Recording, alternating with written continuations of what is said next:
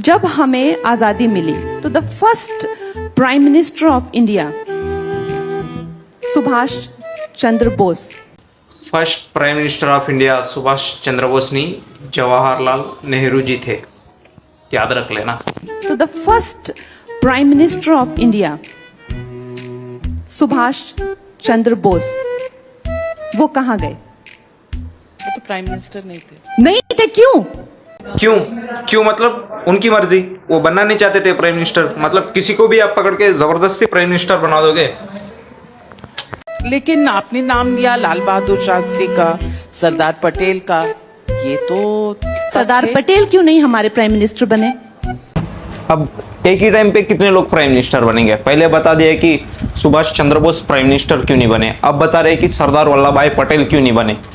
सरदार वल्लभ भाई पटेल चुनाव से 2 साल पहले ही मर चुके थे, तो कहाँ से आके चुनाव लड़ेंगे? वो कहाँ से प्राइम मिनिस्टर बनेंगे? मतलब कब्रिस्तान से आके प्राइम मिनिस्टर बनेंगे, चुनाव लड़ेंगे कब्रिस्तान से? थोड़ा तो सोचो यार। वो भी क्योंकि उनको इंग्लिश नहीं आती थी।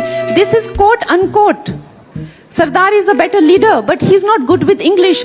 तो नरेंद्र मोदी जी को कहाँ से इंग्लिश आती है? वो तो बन गए प्राइम मिनिस्टर। कोई फॉरेन से कोई आता है तो उनकी इंग्लिश फटी पड़ी होती है। तो मैं ये पूछना चाहती हूँ कि तब से अब तक क्या बदला है? और तब से अब तक कुछ बदला नहीं है। मतलब गरीबी और महंगाई बहुत बढ़ चुकी है। लोगों को चाहिए क्या? मतलब पब्लिक को चाहिए क्या? खर्चा कम होना चाहिए, लेकिन खर्चा ही ज़्यादा है। कमाई कम है, खर्चा ज़्यादा है। बहुत महंगाई बढ़ चुकी है देश में।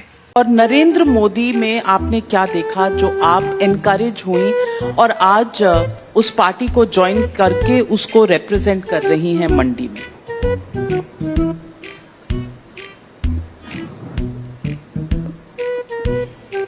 देखो, अगर कुछ होता तो तुरंत ही कह देते, कुछ है ही नहीं कहने के लिए, इसलिए थोड़ा टाइम लगता है बातें बनाने में।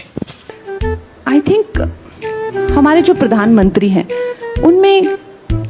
उनमें वो सारे गुण हैं जो एक शासक में होने चाहिए, जो एक नेता में होने चाहिए, जो एक लीडर में होने चाहिए। उनमें वो सारे गुण हैं, लेकिन कभी इस्तेमाल नहीं करते। लेकिन वो एक ऑन द स्पॉट डिसीजन भी ले सकते हैं और वो उस डिसीजन को सी थ्रू करने की क्षमता और ताकत और साहस सब कुछ रखते हैं। नोटबंदी पूरी दुनिया हिला के रख दी। He is like an epitome of a leader for a democratic society today. I mean, I can write a book about it. क्या चल रहा है? गांजा गांजा। अगर वीडियो अच्छी लगी तो चैनल को सब्सक्राइब कर देना, और किसी को पार्ट 2 चाहिए तो कमेंट कर देना। मैं पार्ट 2 भी बहुत 2-3 दिन में बना दूंगा। अब की बार 1-1 महीना टाइम नहीं लगाऊंगा पार्ट 2 के लिए, 2-3 दिन में बना दूंगा वीडियो। अगर पार्ट 2 चाहिए तो बता देना कमेंट करके। और थोड़ा इंस्टाग्राम पर भी फॉलो कर लो भाई। मतलब कोई फॉलो ही नहीं करता इंस्टाग्राम पे। मतलब यहाँ पे इतने सब्सक्राइबर्स है, एक भी जाके वहाँ पे फॉलो नहीं करता।